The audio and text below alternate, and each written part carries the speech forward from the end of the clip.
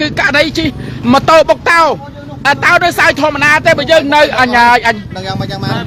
មកកញ្ញោចុយម៉ៃឡើយឈោកម្មចុយម៉ាយហើយនៅឈោសើចគេគ្រូថ្នាក់ចរាចរណ៍ឲ្យនៅឈោសើចធ្វើមិនដឹងតោនេះករណីជិះម៉ូតូបុកតោនេះម៉ូតូរបស់គាត់អសង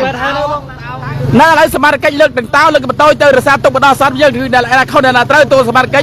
គាត់ពោះវែកដោះស្រាយដល់ពេលក្រោយណាគឺករណីផងដែរគឺម៉ូតូបុកជាមួយនឹងតោខ្លោងភីវត្តខ្ជាយភូមិតលៀងខូនមែនតកោសុខសមាធិខេត្តស្វាយនេះមកយើងណានោះចូលគ្រួយើងគឺរងរបួសឈឺបាទឈឺបាទមិនឈឺមិន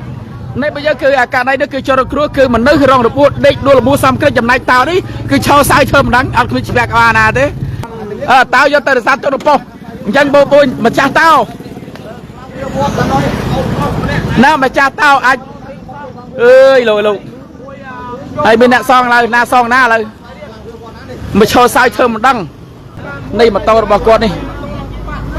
ចុយម្នាយអើនេះម៉ូតូរបួសស្រាទេសឹងរបួសស្រាទេយើងនេះនេះរបួសតិចតួចទេគឺសឹងរបួសតិចតួចទេដែលឈរសើចធ្វើមិនដឹងដោយសាររិទ្ធិស័យហ្នឹងគឺគាត់បាំងនៀកកំណៃបុកនៀកនោះ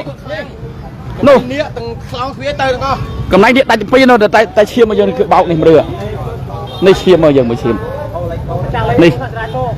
មកឈាមជាប់នេះឈាមនៀកនេះឈាមរើសហ្នឹងឈាមនៀកទេហ្នឹងមើលចុយម្នាយអើយជិះម៉ូតូអញ្ចឹងជិះអត់ដឹងអីទេបងប្អូនយើងជិះលឿនណានេះ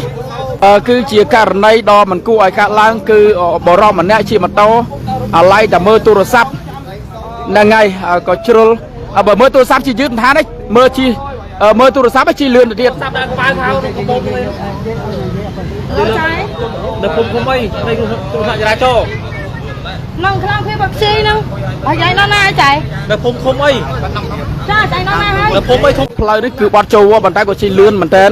ណាបណ្ដាលឲ្យបុកតោពេញទំហឹង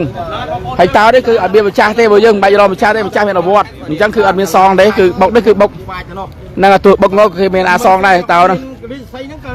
នៅតោមកទេនេះសំណាងល្អយើងគឺបុករិយស័យបើមិនបុករិយស័យអាចហោះទៅបុកនេះទៀតនោះ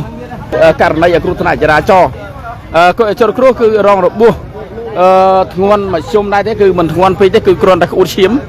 តែប៉ុណ្ណោះហ្នឹងហើយដោយសារគាត់បើកបលលឿនបាទលឿនមែនតើបើតាមការលើកឡើងពីក្រុមការងារដែលគាត់ឃើញផ្ទាល់ភ្នែកណាហ្នឹងហើយគាត់បើកបលលឿនហើយគាត់ឡៃចុចទូរស័ព្ទអត់ដឹងផ្លូវចូលកោងចូលផ្ទះឲ្យបន្ថយលបឿនស្អីទេណាគឺប្រញាប់